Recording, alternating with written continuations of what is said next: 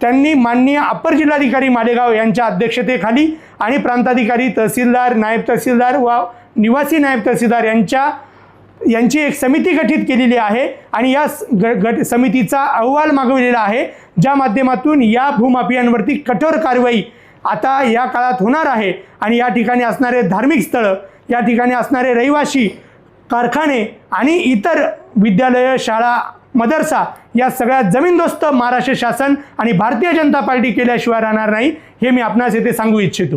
ही चौकशी समिती गठीत केली आणि याच्यावर गुन्हे दाखल करण्याचे आदेश दिले असून त्याच्यावरती त्याचा जो शासनाचा नजराणा त्याने बुडवलेला आहे। ज्या गोरगरीब मुस्लिम बांधवांच्या मराठी भाषेच्या अज्ञानाचा फायदा घेऊन त्या जमिनी बिनशेती असल्याचे भासून त्यांना ज्या जमिनी विक्री खरेदी केलेल्या आहेत त्या सगळ्या जमिनींवरची कारवाई होईल, त्या सगळ्या जमीनदोस्त होतील।